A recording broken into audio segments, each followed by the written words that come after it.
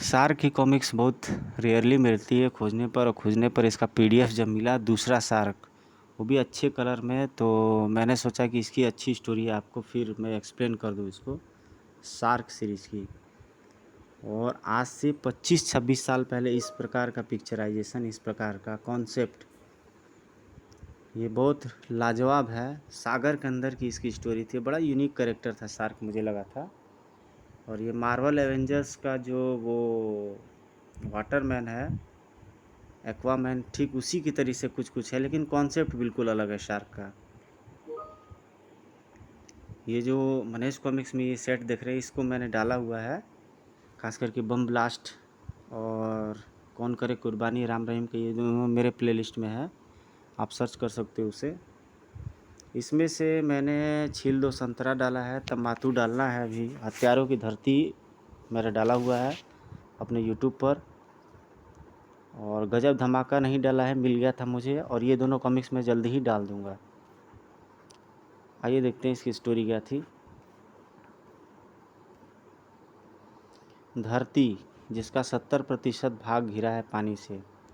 धरती के लोग जो अंतरिक्ष की ऊंचाइयों नाप चुके हैं, अनजान है अब तक सागर की गहराइयों में बसी दुनिया से। राजाओं की भव्य नगरियां हैं तो शैतानों के शैतान महल भी हैं। समुद्र के अंदर बसा ऐसा ही एक शैतान महल है, घोंघा महल, जहाँ बसने वाली जातियों में अगर प्रेम है तो नफरत भी है। एक दूसरे की सत्ता हड़पने के षड्यंत्र भी है, और षड्यंत्रों के ताने बाने बुनने वाले शैतान भी हैं। शार्क सीरीज, सुंदर पिक्चर, महेंद्र जैन और चंदू, ज़बरदस्त और यूनिक फिगर। ये रहा घोंघा, पानी में वास करने वाले दैत्यों का राजा घोंघा। राक्षसों के राजा महामहिम जल दैत्यराज घोंघा को इस तुच्छ सेवक का प्रणाम। काम बता क्यों आया है यहाँ?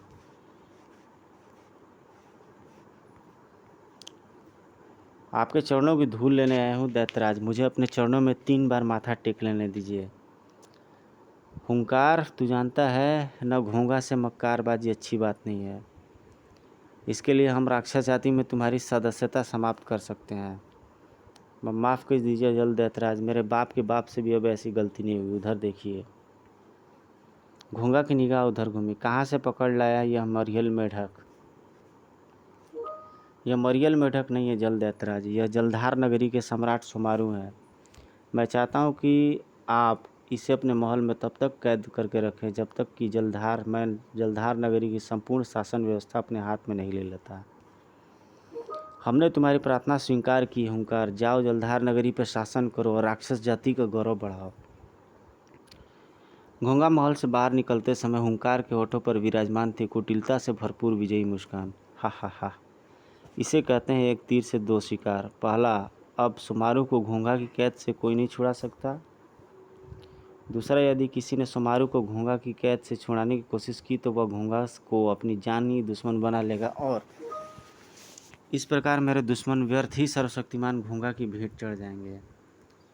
उधर सागर का पानी चीरता तेजी से जलधार नगरी की तरफ बढ़ा चला रहा था ओंकार। इस कहानी के बारे में विस्तार से जानने के लिए शार्क सीरीज का प्रथम कॉमिक शार्क अवश्य पढ़ें। पानी की तरह पानी में भी, धरती की तरह पानी में भी असुरक्षित है छोटे व कमज़ोर जलचर। पता नहीं कब कहाँ से कोई भयानक जलजीव अचानक उन पर टूट पड़े। आज के पहले भी यही होता है, क्रूर व हिंसक जलजीवों का ग्रास बनते हैं बेचारे छोटे व कमज़ोर जलचर, किंतु आज के बाद अब ऐसा नहीं होगा। पानी के अंदर कमज़ोर जलजीवों की रक्षा के लिए पानी से ही उठ खड़ी हुई एक ऐसी ताकत जिसे पानी की लहरें चीख चीख कर कहती हैं।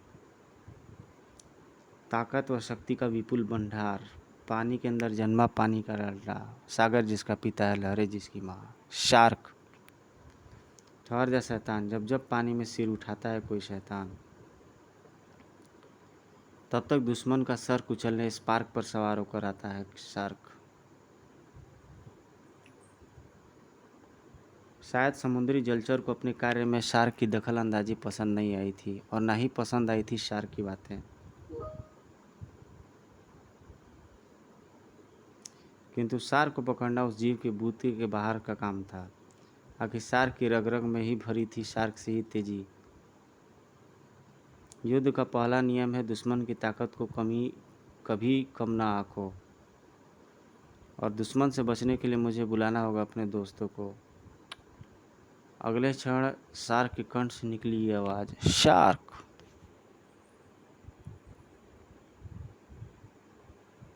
अगले क्षण समुद्र की पानी चीरती न जाने कहाँ कहाँ से चली आ रही थी शार्क मछलियों पर, ढेरों शार्क मछलियाँ।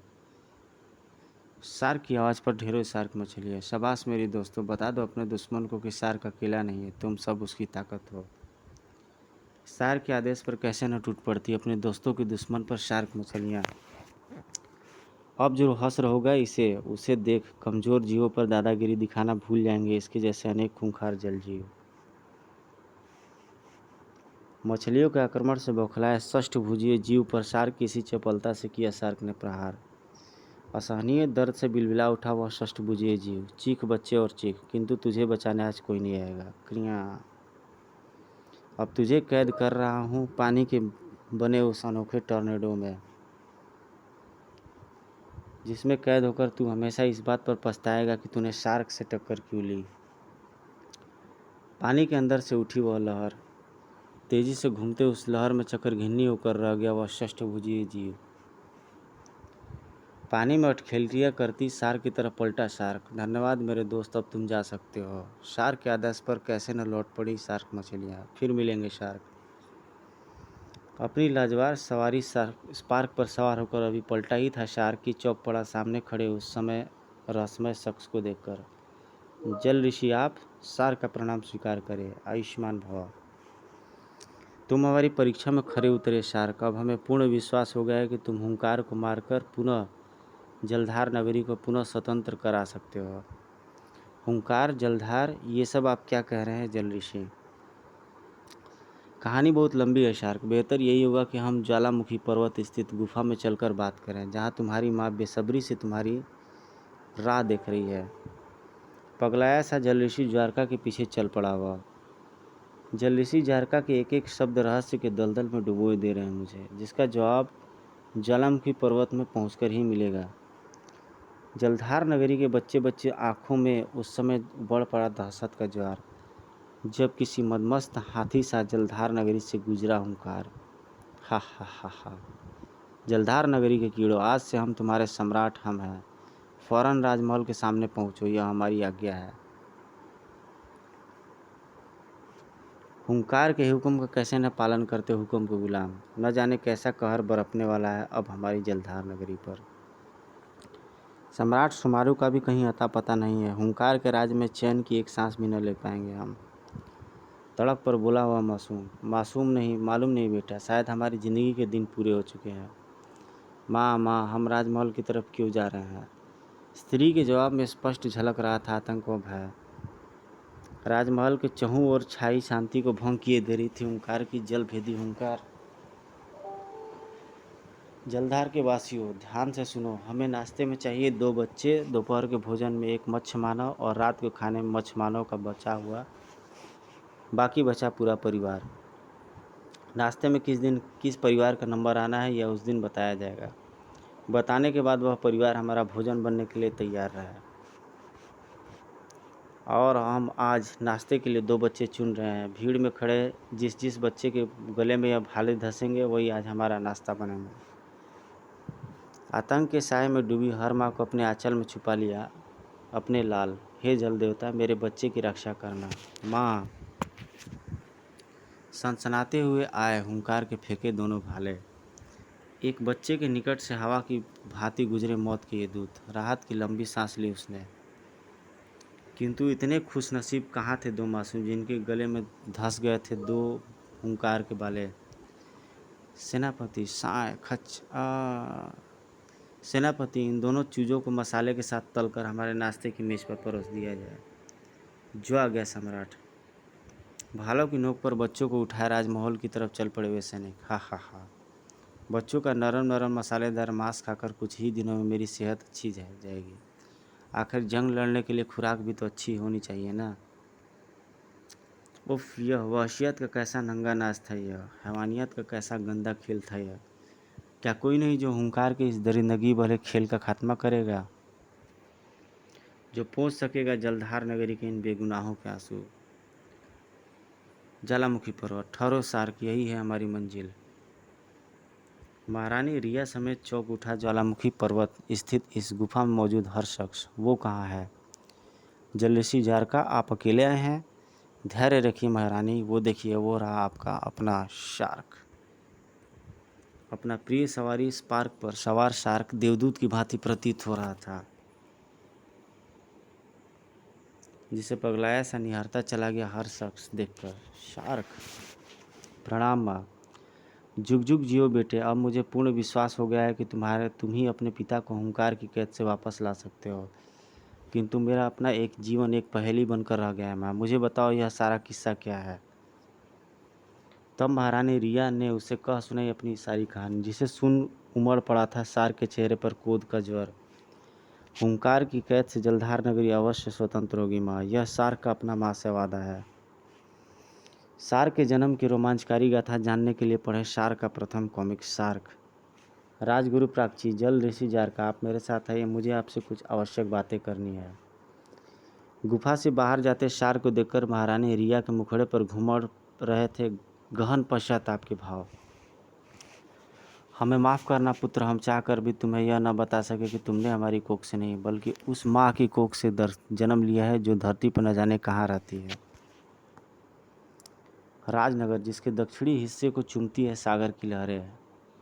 किंतु आज अचानक ऐसा क्या हुआ कि सागर तट पर मौजूद हर शख्स की निगाहें किसी बाज सी स्थिर होकर रह गई सागर की लहरों पर।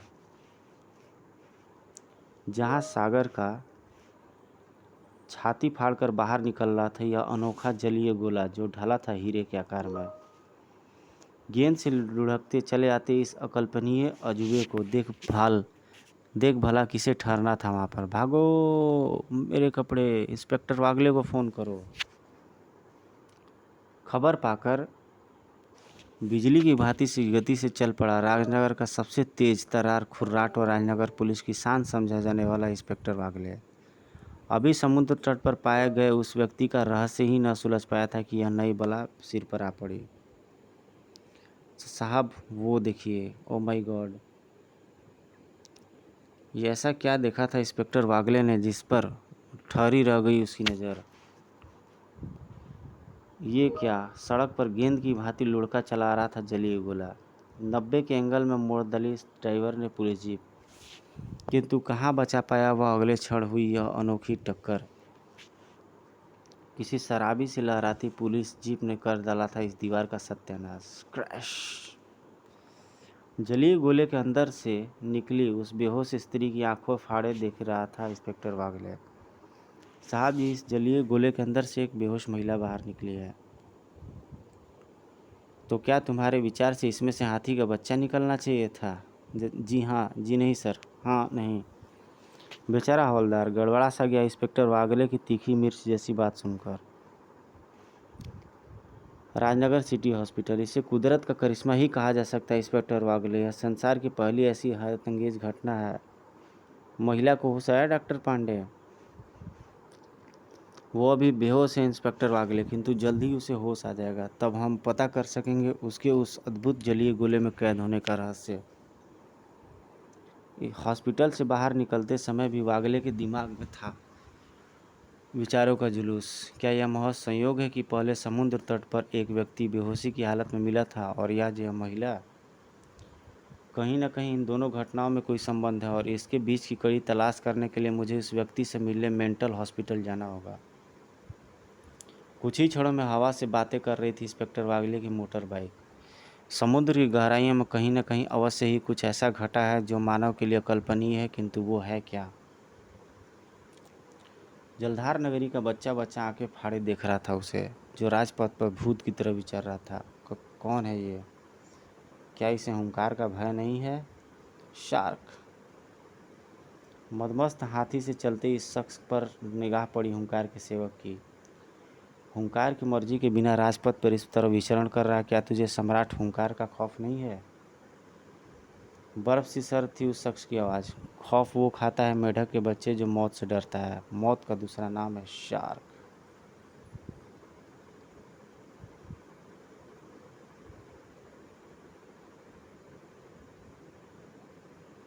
Shark, shark, shark.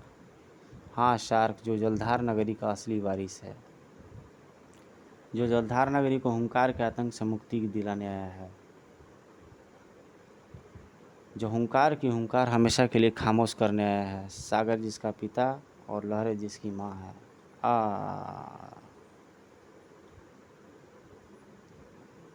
पल भर में ही शार्क ने दोनों को धूल चटा दिया। राक्षस की मर्मांतक चीख ने ध्यान आकृष्ट किया था आसपास पहरा दे रहे अन्य राक्षस सैनिकों का। उधर से आई है वह चीख, लगता है ज़्यादा सोमरस पीकर गड्ढे में गिर पड़ा है। यह कैसी बला है रे। किंतु सामने जिस आफत को पर काले को खड़ा देखा, उसे देख हथौड़े से बजा हर राक्षस सैनिक का दिल। शार्क नाम है मेरा, यह नाम अपने आका तक अवश्य पहुंचा देना शैतानों। हम तेरा नाम नहीं, खुद ही तुझे वहां तक पहुंचा देते हैं राक्षस हुंकार के पास।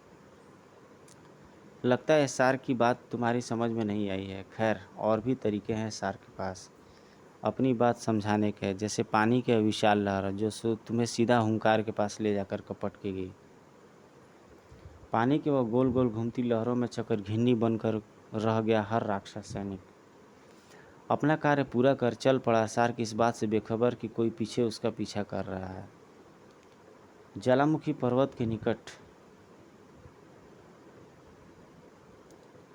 पहुंचकर रुका वह। मैं आ गया हूँ गुरुदेव। अगले क्षण ज्वालामुखी पर्वत से बाहर निकले जल ऋषि जार का। काम हो गया। राक्षस सैनिकों की मौत हुंकार के दिलो दिमाग में तहलका मचाने के लिए काफ़ी होगी। यही तो मैं चाहता था शार्क, किंतु अब हमें अत्यधिक सावधान रहना होगा। शार्क अपने सैनिकों की मौत के बाद हुंकार चुप नहीं बैठेगा, वह हमें खोजने का प्रयास अवश्य करेगा। यही तो मैं चाहता हूँ जल ऋषि, बस एक बार हुंकार अपने बिल से बाहर निकल आए, फिर शार्क परखेगा उसकी ताकत। बातों की भूल भुलैया में खोए दोनों बेखबर थे कि उस रहस्यमय शख्स से जो बहुत देर से उन्हें ही ताके जा रहा था। हुंकार के हुंकार से धल उठा था जलधार नगरी का कोना कोना। शार्क! हुंकार की ताकत को ललकारने वाला यह शार्क कहाँ से आ गया?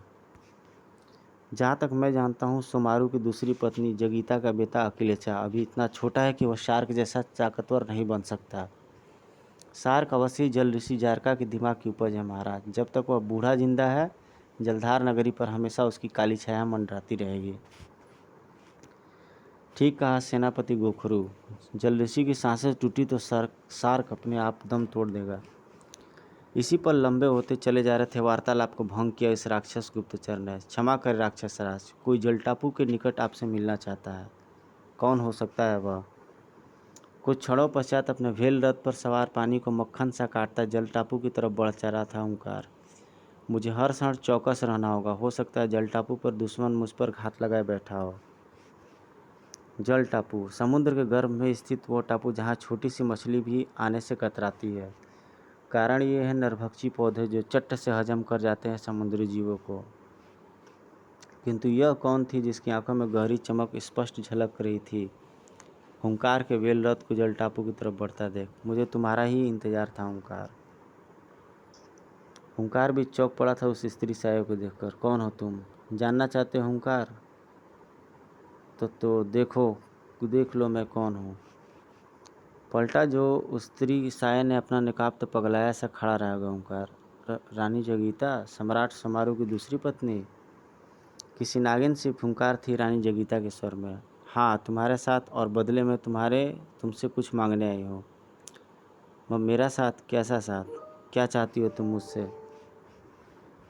रानी जगीता के एक एक शब्द में रहस्य की चाशनी घुली हुई थी। जैसे तुम्हें शार्क चाहिए ना, मैं दूंगी तुम्हें शार्क। बदले में तुम्हें मेरे बेटे अकिलेचा को जलधार नगरी का सेनापति नियुक्त करना होगा। किसी बुट्ठी कांटे सा उलझा था हुंकार। मैं शार्क की मौत चाहती हूँ, यही कहना चाहते हो ना तुम? तो सुनो, शार्क ने महारानी रिया की कोख से जन्म नहीं लिया है। उसे जन्म देने वाली माँ धरती लोकी है।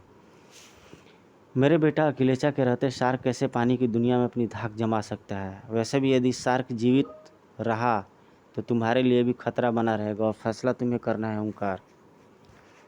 लोमड़ सी मुस्कान तैर आई थी हुंकार के होठों पर। शार्क मुझे कहाँ मिलेगा? यहीं जल टापू पर, कल रात इसी प्रहर। मुझे तुम्हारी शर्त मंजूर है रानी जगीता। इधर शार्क की लाश गिरेगी, उधर हम तुम्हारे पुत्र अकिलेचा को जलधार नगरी का सेनापति नियुक्त कर देंगे। और हमें कल रात की बेसब्री से इंतज़ार रहेगा हुंकार। चौंक पड़ा था सार्क रानी जगीता को आया देख। छोटी माँ आप मुझे बुला लिया होता। बस इतनी गोपनीय थी बात कि सार्क बेटे हमें स्वयं आना पड़ा। हम चाहते हैं कि तुम हुंकार से टकराने से पहले एक बार जल टापू पर चलकर जलचक्र के दर्शन अवश्य कर लो। कब चलना होगा छोटी माँ? कल रात प्रथम पहर, किंतु इसकी खबर किसी को न हो। किंतु खबर तो हो ही चुकी थी। यह सब नहीं होगा रानी जगीता जो तुम चाहती हो, अब वो होगा जो हम चाहते हैं। खेल तो अब शुरू हुआ है, जिसके विजेता होंगे हम, और सार को चखना होगा पराजय का कड़वा घूंट। जल टापू पर अगली रात रचने आई थी सार के जीवन का नया अध्याय। यही है जल टापू, मगर मुझे यहाँ क्यों? बाकी शब्द गले के किसी कोने में अटक कर रह गए थे। सार्क किसी पंछी के पंखों की भांति पलके फड़फड़ाता देख रहा था वह उसे, जो धीरे धीरे हर पल पास और पास आ रहा था उसके।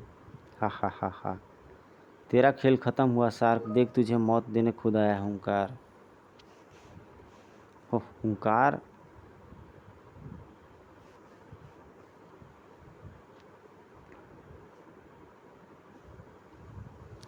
तो रात्रि के समय जल टापू पर शार्क पहुंच जाता है, और ऐसे जैसे ही पहुंचता है वहाँ पर बाकी शब्द गले के कोने में अटक कर रह गए। शार्क के किसी पंछी के पंखों की भांति पलके फड़फड़ाता देख रहा था उसे, जो धीरे धीरे हर पल और पास आ रहा था उसके।